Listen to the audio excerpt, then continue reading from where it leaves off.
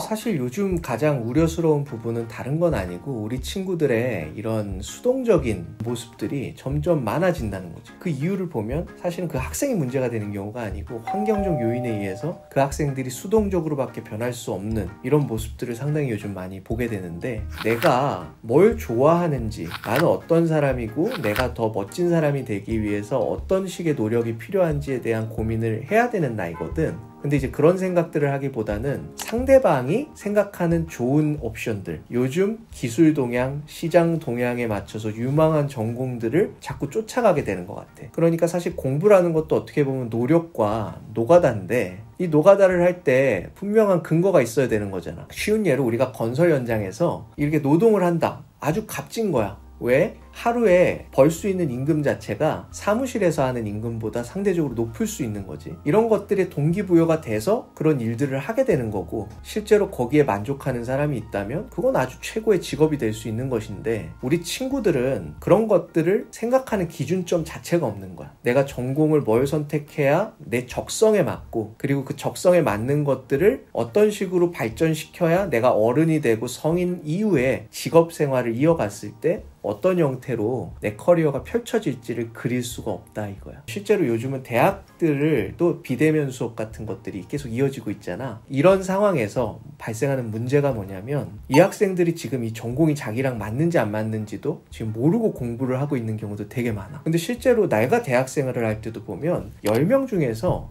8명 정도는 이 전공으로 공부한 거를 사용하지 않고 다른 일을 하고 있거든. 심지어 대학을 그래도 좀 괜찮은 곳에 다녔는데도 말이야. 그때도 이유를 살펴보면 이런 거야. 나는 경영이라는 것들을 생각했을 때, 사업을 하고 뭔가를 했을 때, 창업을 했을 때 내가 기업가가 되고 이런 상상을 하고 이제 비즈니스 어드미니스트레이션이라는 전공을 선택을 했는데, 막상 그 다음에 취직이 된 곳을 보니까 이런 경영에 물론 관련된 거긴 하지만 뭐 회계를 처리를 어떻게 하느냐, 또는 기술 관련된 영업을 어떻게 하느냐, 마케팅 어떻게 하느냐, 이런 식으로 다양한 직군으로 쪼개져서 현업에 들어갔다 이거지. 근데 사실 경영이나 이런 것들은 심지도 굳어야 되고, 이런 대인관계에 따른 스킬이나 이런 것들이 상당히 좀 좋아야 되는 것들 있잖아. 근데 그거는 사실 천성이거든. 내가 아기 때부터 친구들과 이렇게 노는 거 좋아하고 대화하는 게 기쁨을 느끼고 하는 것들, 이런 것들이 계속 우리가 성장하면서 우리가 성인이 됐을 때도 이렇게 표출이 되는 것인데, 만약에 아기 때부터 그런 성향이 아니라면, 진짜로 나 혼자서 생각하고 뭔가를 이렇게 해서 이렇게 상대방과 약속한 거를 지켜서 납품을 하고, 또는 뭔가 연구를 차분하게 해서 남들이 모르거나 내가 모르는 미지의 세계를 발굴해내고, 이런 조용한 성품을 가진 사람이 비즈니스를 한다면 그 비즈니스를 하는 과정에서 즐거움이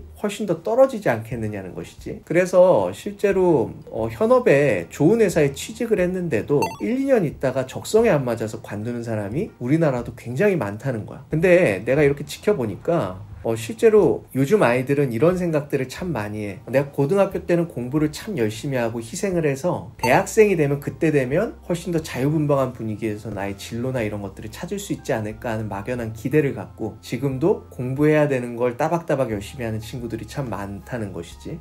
근데 사실상 이렇게 보면 그런 내 적성에 맞고 내가 이런 것들을 꼭 해야 돼라는 생각을 해야 되는 시기는 바로 지금이야.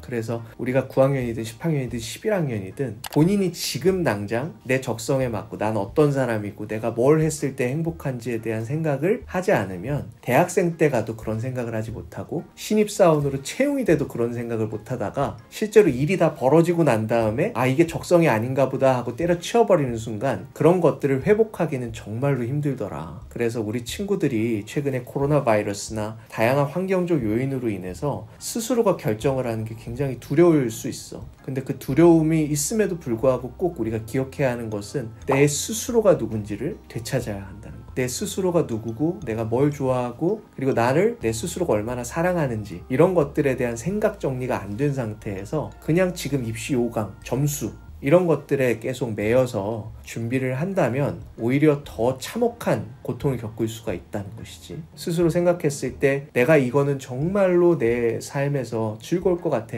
이 즐거움을 영위하는 데 있어서 좀 어려움이 있어도 내가 웃으면서 극복하면서 평생 할 수 있을 것 같아, 이런 것들을 찾는다면, 만약에 지금 당장 이 삶이 훨씬 더 아름답고 또 공부할 때도 즐거움을 좀 느낄 수 있겠지. 원장님이 만나보셨을 때도 스스로 생각을 많이 한 애랑 그런 거에 대한 생각 없이 원장님을 만나러 온 친구가 차이가 많이 나나요? 완전히 차이가 많이 나지. 대부분은 어떤 친구들은 이런 식의 대화를 되게 질문을 많이 하는 경우가 있어. 실제로 자신이 이런 과정에서 내가 뭘 좋아하고 하는 것들을 치열하게 고민한 끝에 이런 결정을 내려서 여기까지 왔는데 여기서 다른 옵션들도 고려할 수 있는 게 있습니까? 라고 질문하는 학생이 있는 반면에 내가 계속 질문을 해도 답을 하기가 참 어려운 친구들이 있다 이거야. 근데 그 친구들은 그럼 어떻게 해야 되겠어? 일단은 공부를 하는 게 아니라 계속 질문을 해서 스스로에게도 질문을 할 수 있는 기회를 던져줘야 된다는 거지. 그래서 나 진짜 뭐 좋아하지? 나 뭘 할 때 시간 가는 줄 모르겠지? 이런 것들을 찾을 수 있는 것들을 해줘야 되는데 사실 솔직히 말하면 이런 것들에 대해서 생각을 충분히 하고 질문하는 아이가 10명 중에는 한두 명 정도, 우리나라 학생들은 그렇지 않은 경우가 거의 8명 정도가 되는 것 같아. 유튜브만 들어가도 콘텐츠는 어쨌든 찾아보면 많이 접할 수 있잖아요. 그런 게 오히려 어떻게 보면 대신 선택해주는 걸 바라는 요즘 아이들한테는 그게 더 도움이 될 수도 있을 것 같아요. 난 정말 도움이 될 거라고 보는데 왜 이 아이들이 그걸 안 보냐, 그게 좀 중요한 문제라고 생각해. 결정을 하기가 무서운 것 같아. 그러니까 내가 이런 결정을 했을 때 또 만약에 대학을 다른 데를 가야 되면 지금까지 준비한 것들을 다 바꿔야 된다거나 이런 것들이 암묵적으로 뭔가 수면 아래에서 부담으로 작용을 해서 그런 사고의 자유분방함을 자꾸 억누르고 있다는 거지. 막말로 내가 문과인데 나 컴퓨터 프로그래밍 하다 보니까 너무 재밌어. 그러면 컴퓨터 사이언스로 바꿀 수도 있는 거잖아. 근데 난 문과라서 안 돼. 이런 생각들이 자꾸 이 사고를 짓누르는 거지. 짓눌린 상태에서는 굳이 그 컴퓨터 사이언티스트가 유튜브에서 어떻게 브이로그를 찍어도 보겠어? 안 본다 이거야.